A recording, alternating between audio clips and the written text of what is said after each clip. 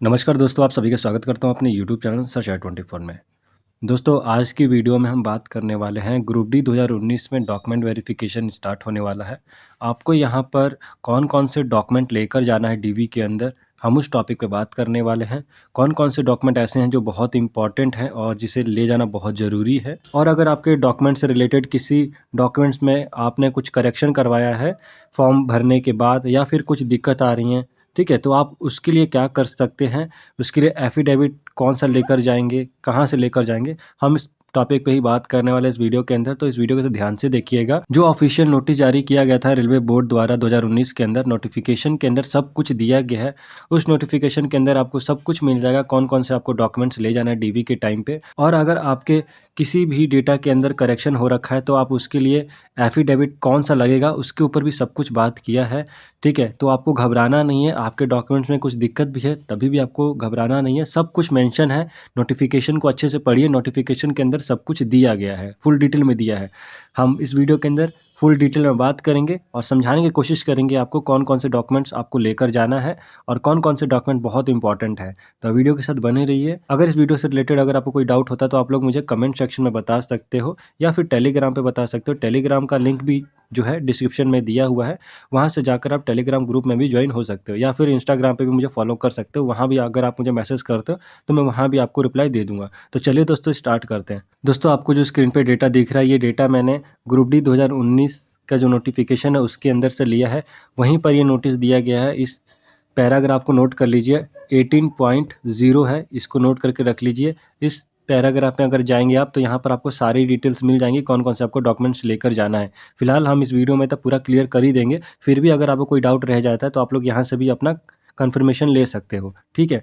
तो दोस्तों, यहाँ पर बोला गया है document verification of original documents and format of certificates. सबसे ज़रूरी बात दोस्तों, आप सभी को ओरिजिनल डॉक्यूमेंट्स ले जाना है, ठीक है। फोटोकॉपी मत लेके जाइएगा, ओरिजिनल लेके जाइएगा। अगर फोटोकॉपी की ज़रूरत पड़ती है वहाँ पर तो वो लोग फोटोकॉपी करवा देंगे या फिर आप लोग वहाँ पर करवा लीजिएगा, ठीक है।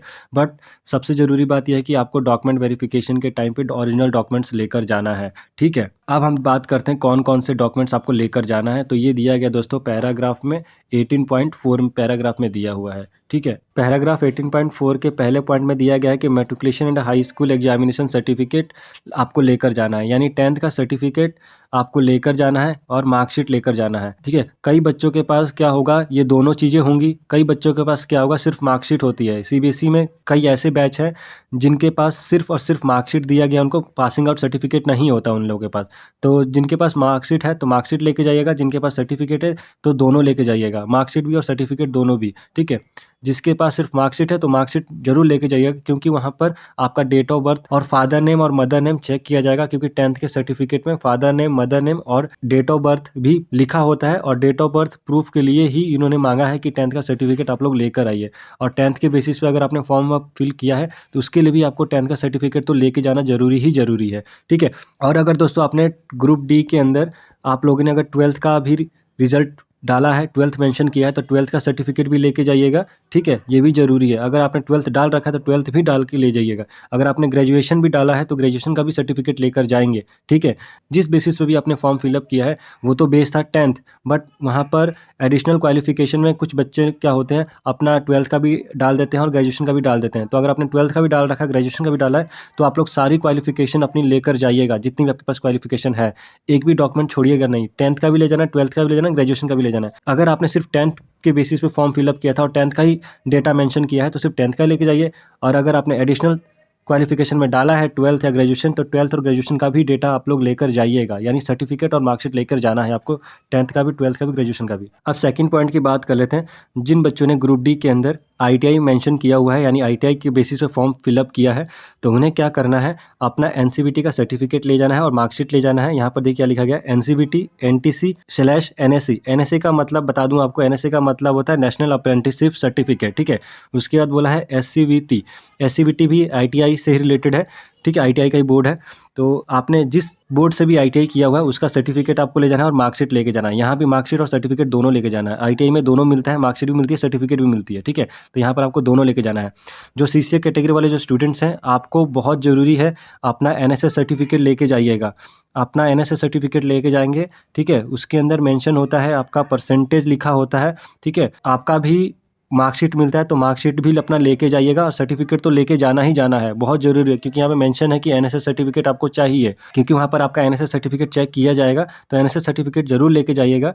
और प्लस मैं आपको एक सजेशन दूंगा, जो बच्चे CCA कैटेगरी वाले स्टूडेंट्स हैं वो तो अपना NSS सर्टिफिकेट तो लेके जाइएगा ही जाइएगा और मार्कशीट भी लेके जाइएगा। प्लस यहाँ पे आप लोग एक और काम कर लीजिएगा, जिस जोन से भी आपने अपना अप्रेंटिसशिप किया है वहाँ पर आपको ज्वाइनिंग लेटर मिला होगा या फिर डिस्चार्ज पेपर मिला होगा, उसको भी ले लीजिएगा। क्योंकि वहाँ पर कंफर्म करेंगे कि आप लोगों ने कौन से रेलवे जोन से या रेलवे और वर्कशॉप से आपने अप्रेंटिसशिप किया है। तो ये बेनिफिट मिल सकता है आपको, अगर कोई दिक्कत होती है तो वहाँ पर आपको फ़ायदा मिल सकता है। तो अपना ये लेकर जाइएगा, आपका ज्वाइनिंग लेटर होगा या फिर डिस्चार्ज लेटर होता है, ठीक है, उस लेटर को जरूर लेके जाइएगा अगर आपके पास है तो। अगर नहीं है तो कोई बात नहीं, आपका NSS सर्टिफिकेट में तो डिटेल दिया ही दिया गया, बट मैं आपके सेफ्टी के लिए बोल रहा हूँ। अगर आपके पास है पेपर, आपने प्रीवियस पेपर को संभाल के रखा है तो आप लेके जा सकते हैं, वहाँ पर देख सकते हैं वो लोग, ठीक है। इसलिए मैंने आपको बताया है, अगर है तो आपको लेके जाइए, वरना कोई दिक्कत नहीं है, क्योंकि यहाँ पर तो सिर्फ NSS सर्टिफिकेट ही मांगा गया है। अब दोस्तों थर्ड पॉइंट की बात करते हैं। थर्ड पॉइंट में दोस्तों SC और ST वाले स्टूडेंट्स की बात की गई है, जो इस कैटेगरी के अंदर आता है। उन्होंने बोला है कि SC और ST certificate in the format as per annexure 1। तो इन्होंने बोला है कि जो हमने नीचे सर्टिफिकेट दिए हैं, फॉर्मेट दिया सर्टिफिकेट का, उस फॉर्मेट के अंदर ही आपको अपना सर्टिफिकेट बनवा के लाना है। देखिए SC और ST जो स्टूडेंट्स हैं, आप लोगों ने सेंट्रल का सर्टिफिकेट जो बनवा रखा है वो तो बिल्कुल सही है, उसको तो लेकर ही जाना है, ठीक है। और आपको क्या करना है, जो इन्होंने रेलवे ने फॉर्मेट दिया है उस फॉर्मेट में भी आपको लेकर जाना है। तो आपको दोनों लेके जाना है, जो आपने पहले बनवा रखा है वो सर्टिफिकेट भी लेके जाइएगा, रेलवे ने जो फॉर्मेट दिया है उस फॉर्मेट में भी आपको लेकर जाना है, और जो आपका फॉर्मेट है जो आपने ओरिजिनल बनवा रखा है उस फॉर्मेट में भी लेके जाएगा। तो मतलब दोनों फॉर्मेट में आपको अपना लेकर जाना है सर्टिफिकेट, भूलिएगा मत, ठीक है। नेक्स्ट बात करते हैं फोर्थ पॉइंट की। फोर्थ पॉइंट में भी बात हुई है दोस्तों OBC NCL सर्टिफिकेट की। तो OBC NCL सर्टिफिकेट वाले बच्चे भी अपना सर्टिफिकेट रेलवे का जो फॉर्मेट है उस फॉर्मेट में लेकर जाएंगे। एक तो आप लोगों ने अपना OBC बनवाया होगा सेंट्रल का, वो तो ठीक है, बिल्कुल ठीक है, उसको भी लेके जाइएगा। साथ में जो रेलवे का फॉर्मेट है उस फॉर्मेट को भी लेकर जाइएगा। यहाँ पर बोला है कि एनेक्सर सेकंड, तो आपका सेकंड फॉर्मेट वाला लेटर है उसको लेके जाइएगा। और यहाँ पर बहुत इंपॉर्टेंट बात बोला गया OBC स्टूडेंट्स के लिए कि older than 1 year from the date of documentation verification. आपका जो सर्टिफिकेट है दोस्तों ज़्यादा पुराना नहीं होना चाहिए, ठीक है, 1 साल से ज़्यादा पुराना नहीं होना चाहिए। तो आपके पास अभी मौका है, आप लोग बनवा लीजिए। आजकल तो 2 हफ्ते या फिर 1 हफ्ते के अंदर ही बन जाता है, तो बनवा लीजिए, ठीक है। अगर आपके ज़्यादा सोर्सेस हैं तो 1 दिन के अंदर 2 दिन के अंदर भी बन जाता है, क्योंकि यहाँ पे बोला गया है कि 1 साल से ज़्यादा पुराना नहीं होना चाहिए, ठीक है। तो बहुत ज़रूरी है, इसको थोड़ा ध्यान दीजिएगा। नेक्स्ट फिफ्थ पॉइंट की बात करते हैं। तो फिफ्थ पॉइंट में बोला है कि non creamy layer declaration bye OBC NCL candidates. तो एक डिक्लेरेशन सर्टिफिकेट भी दिया गया, फॉर्मेट दिया गया रेलवे बोर्ड द्वारा। जो बच्चे नॉन क्रीमी लेयर के हैं, ठीक है, उस फॉर्मेट को फिलअप करके आपको साइन करना है और उसे भी अपने साथ लेकर जाना है, ठीक है। यहाँ पर उन्होंने बात की है। नेक्स्ट दोस्तों 6 पॉइंट की बात करते हैं। 6 पॉइंट में बोला गया है income and asset certificate to be produced by economical weaker section as per annexure 3। तो यहाँ पर दोस्तों एक थर्ड फॉर्मेट होगा, ठीक है, एनेक्सर थर्ड बोला गया है। यहाँ पर बोला गया EWS वाले स्टूडेंट्स की बात की गई है, और EWS स्टूडेंट्स को क्या लेकर जाना, अपना इनकम एंड एसेट सर्टिफिकेट अपना लेकर जाना है, ठीक है, और रेलवे के फॉर्मेट में आप लोग लेकर जाइएगा। अब दोस्तों बात कर लेते हैं नेक्स्ट पॉइंट की, 7th पॉइंट की। यहाँ पर दिया गया है income certificate for viewing examination fees for economical backward class. यानी यहाँ पर बात हो रही है EBC की। जब आपने फॉर्म भरा था तो उसमें देखा होगा कि EBC का कैटेगरी था जहाँ पर आपको 250 रुपीज़ पे करना था। बाकी जो नॉर्मल बच्चा था जिसका फ़ीस था 500 रुपीज़, वहीं पर जो EBC कैटेगरी से बिलोंग करते थे उनको सिर्फ़ और सिर्फ 250 रुपीज़ ही पे करना था। तो उस केस में अगर आपने ये वाला फ़ायदा उठाया है 250 रुपीज़ वाला EBC वाला, तो यहाँ पर आपको एक सर्टिफिकेट देना पड़ेगा जो कि है इनकम सर्टिफिकेट, और ये जो है एनेक्सर 3rd A में दिया गया है। तो ये भी फॉर्मेट आपको नीचे मिल जाएगा नोटिफिकेशन के अंदर ही। इस वाले फॉर्मेट में भी आपको सर्टिफिकेट बनवाना पड़ेगा EBC का, ठीक है। ये ज़रूरी है अगर आपने 250 रुपये फ़ीस पे किया है तो, ठीक है, अगर नहीं किया है तो आप लोग इसे इग्नोर कर सकते हैं। नेक्स्ट पॉइंट की बात करते हैं 8th पॉइंट की। 8th पॉइंट में दिया गया है minority community declaration on non judicial stamp paper, और इसका फॉर्मेट भी बोला गया है, एनेक्सर 4 दिया गया है। आपको मिल जाएगा इसका फॉर्मेट भी नीचे नोटिफिकेशन के अंदर, और इस नोटिफिकेशन का जो लिंक है ना वो मैं दे दूंगा डिस्क्रिप्शन में। उस नोटिफिकेशन को डाउनलोड कर लीजिएगा, उसी के अंदर सारे फॉर्मेट आपको मिल जाएंगे। आगे बात करते हैं 9th पॉइंट की। 9th पॉइंट में बोला गया है original discharge paper of ex serviceman. तो यहाँ पर एक्स सर्विसमैन की बात हुई है, जो एक्स सर्विसमैन कैटेगरी में फॉर्म फिलअप करते हैं उनकी बात की गई है, उनको अपना ओरिजिनल डिस्चार्ज पेपर लेकर जाना है। 10th की बात करते हैं। 10th पॉइंट में क्या दिया गया, medical certificate for person with benchmarks disabilities PWBD। तो जो भी PWD कैटेगरी वाले बच्चे हैं उनको भी एक फॉर्मेट दिया गया है, ठीक है।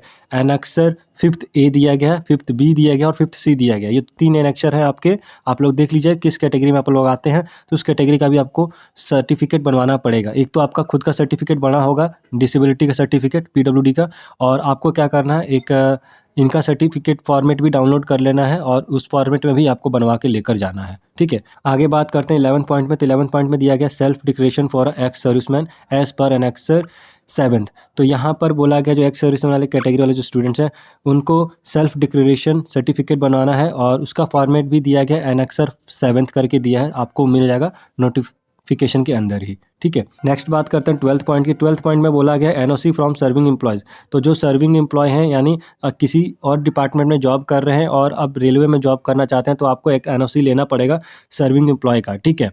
उसके बाद बात करते हैं 13 पॉइंट की। 13 पॉइंट में भी बोला गया NOC from serving defence personnel.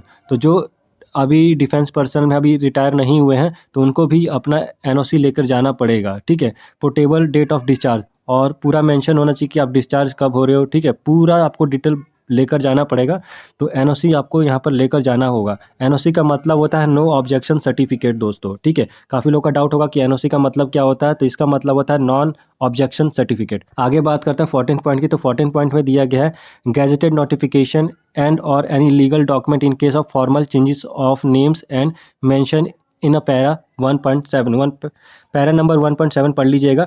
अगर आपके डॉक्यूमेंट्स में आपके नाम में कुछ मिस्टेक है या फिर कुछ दिक्कत है, तो आप लोग क्या कर सकते हैं, एक लीगल डॉक्यूमेंट बनवा सकते हैं, ठीक है। आप एफिडेविट बनवा सकते हैं उसका, और एफिडेविट बनवा के आप लेकर जा सकते हैं, ठीक है। बट उसके लिए भी आपको एक अपना वैलिड प्रूफ लेके जाना पड़ेगा कि जो हमने डिटेल दी है या फिर हमारे जो कुछ चेंजेस हुई हैं उस किस आधार पे हुए हैं, उसकी उस आधार के लिए आपको एक प्रॉपर ओरिजिनल डॉक्यूमेंट्स आपको लेकर जाना पड़ेगा। अगर मान लीजिए कि कोई XYX सर्टिफिकेट है, यहाँ पर अगर आपने का नाम चेंज किया है, तो आपको उसके लिए आधार कार्ड, पैन कार्ड या फिर बाकी और जो 10th का सर्टिफिकेट होता है, वो ऐसी डिटेल्स आपको लेकर जानी पड़ेंगी, क्योंकि वेरीफाई करना होगा उस चीज़ को, ठीक है। तो एक लीगल एफिडेविट बनवा सकते हैं अगर आपके कुछ सर्टिफिकेट में चेंजेस हुए हैं तो, ठीक है। नेक्स्ट पॉइंट की बात करते हैं 15th पॉइंट की। तो 15 पॉइंट में बोला गया है रिसिप्ट ऑफ ऑनलाइन पेमेंट।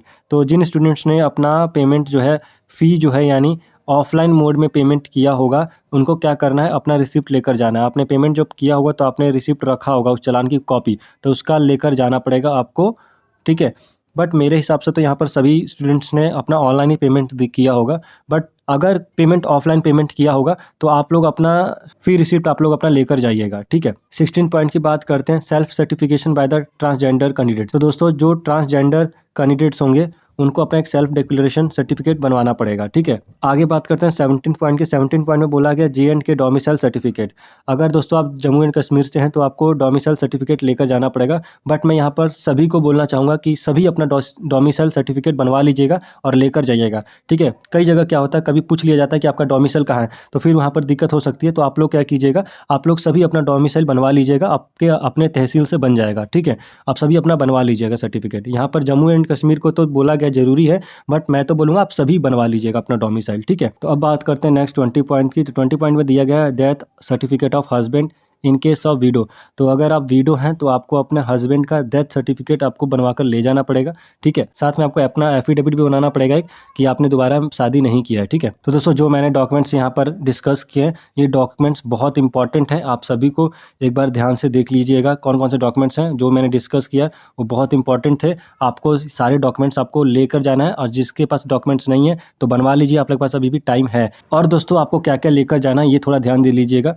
यहाँ पर आपको आधार लेकर जाना है, आधार लेकर जाना है, ठीक है। पैन कार्ड लेके जाना है, ठीक है। पैन कार्ड ले लीजिएगा, अपना डोमिसाइल बनवा लीजिएगा, ये बहुत ज़रूरी है। आधार बहुत ज़रूरी है, पैन कार्ड ज़रूरी है, डोमिसाइल बनवा लीजिएगा, अपना इनकम सर्टिफिकेट भी बनवा लीजिएगा, ये भी तहसील वगैरह से बन जाता है। ये सब चीज़ें बहुत ज़रूरी हैं जो कि यहाँ पर नोटिस में नहीं बोला गया है, बट ये सब आप लोग लेकर जाइएगा। जैसे कि आधार हो गया, पैन कार्ड हो गया, डोमिसाइल हो गया, ये सब चीज़ें बहुत ज़रूरी होती हैं। ये सब चीज़ें आप लोग लेकर जाइएगा, बनवा लीजिएगा, ठीक है। इसमें मेंशन नहीं है बट आप लोग लेकर जाइएगा, ठीक है। दोस्तों एक और बहुत इंपॉर्टेंट बात, जैसा कि आप सभी को पता है कि WR यानी वेस्टर्न रेलवे का DV के लिए कट ऑफ रिलीज़ कर दिया गया है। CC कैटेगरी वाले स्टूडेंट्स का रिलीज़ किया गया है और PWD वाले स्टूडेंट्स का रिलीज़ किया गया है यहाँ पर, ठीक है। यहाँ पर अगर आप देखेंगे नीचे जो बताया गया है, एक पॉइंट दिया गया है 3rd नंबर पॉइंट में, कॉमन इंस्ट्रक्शन में जाइएगा और वहाँ पे 3rd पॉइंट देखिएगा तो वहाँ पर एक बात लिखी गई है, बताया गया है, candidate must bring copy of application form. तो दोस्तों आपको एप्लीकेशन फॉर्म अपना लेकर जाना है। दोस्तों जब आपने अपना ग्रुप डी का फॉर्म फिलअप किया होगा ना, उस एप्लीकेशन का फ़ोटो कॉपी लेकर आपको जाना है, ठीक है। साथ में आपको ओरिजिनल सर्टिफिकेट सारे लेकर जाने हैं। जो सर्टिफिकेट मैंने आपके साथ डिस्कस किया था अभी, वो सारे सर्टिफिकेट्स आपको साथ में लेकर जाना है। साथ में एप्लीकेशन फॉर्म भी लेकर जाना है। यहाँ पर एप्लीकेशन फॉर्म भी मांगा गया है, जो आपने एप्लीकेशन फॉर्म भरा था। एप्लीकेशन फॉर्म इसलिए मांगा गया है क्योंकि जो एप्लीकेशन फॉर्म में अगर आपने जो डिटेल्स डाली हैं, जो सर्टिफिकेट्स डाले हैं, वही सर्टिफिकेट मैच होने चाहिए, इसलिए एप्लीकेशन फॉर्म मांगा गया है यहाँ पर। तो एप्लीकेशन फॉर्म ले जाना मत भूलिएगा साथ में अपने, ठीक है। बाकी सारे सर्टिफिकेट ओरिजिनल लेकर जाइएगा, कोई भी सर्टिफिकेट छोड़िएगा मत, ये बहुत ज़रूरी था दोस्तों, ठीक है। साथ में आप एक और काम कर सकते हैं, जो भी आपके सर्टिफिकेट्स हैं ना, जो भी आप सर्टिफिकेट आप लेकर जा रहे हैं, उसका कम से कम 2 से 3 फोटोकॉपी करवा के लेकर जाइएगा। बहुत ज़रूरी है, 2 से 3 फोटोकॉपी लेकर जाइएगा, क्योंकि बाद में अगर वहाँ पर फोटोकॉपी का व्यवस्था नहीं हुआ तो दिक्कत हो सकती है। इसलिए अपना फोटोकॉपी करवा के लेकर जाइएगा। आप लोग सेफ खेलिएगा वहाँ पर, ठीक है। अपनी तरह से आपको सेफ ही रहना है। आप लोग अपना कोई भी मौका मत दीजिएगा जिससे कोई प्रॉब्लम हो, ठीक है। तो 2 से 3 फोटोकॉपी जरूर लेके जाइएगा।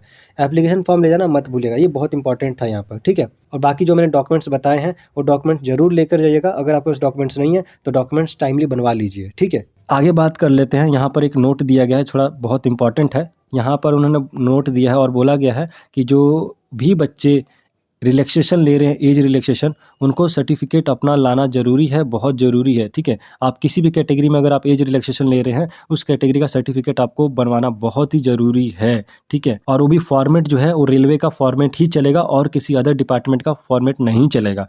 तो आप लोग रेलवे का जो फॉर्मेट है, आपको नोटिफिकेशन के नीचे सारे फॉर्मेट मिल जाएंगे। आपको A to Z फॉर्मेट वहाँ मिल जाएगा। जो भी आपका फॉर्मेट है, आप लोग उस फॉर्मेट को डाउनलोड कीजिए, प्रिंट कीजिए और उस फॉर्मेट में अपना सर्टिफिकेट बनवा लीजिएगा, ठीक है। फिलहाल दोस्तों जो इंपॉर्टेंट था वो सब कुछ मैंने डिस्कस कर लिया है। फिर भी अगर आपको डॉक्यूमेंट वेरिफिकेशन से रिलेटेड जो भी डाउट होते हैं, आप लोग मुझे कमेंट सेक्शन में बता सकते हो या फिर टेलीग्राम पे बता सकते हो। टेलीग्राम का लिंक डिस्क्रिप्शन में दिया है, वहाँ से जाइए, टेलीग्राम पे ज्वाइन हो सकते हैं। जो भी इंपॉर्टेंट है दोस्तों, सब कुछ मैंने डिस्कस कर लिया है। अगर मेरे से कुछ छूट जाता है तो आप लोग मुझे कमेंट सेक्शन में बताइएगा, उसके ऊपर हम नेक्स्ट वीडियो में बात कर लेंगे। फिलहाल दोस्तों इस वीडियो को हम लोग यहीं पर एंड करते हैं। मिलते हैं नेक्स्ट वीडियो में, तब तक के लिए जय हिंद, जय भारत।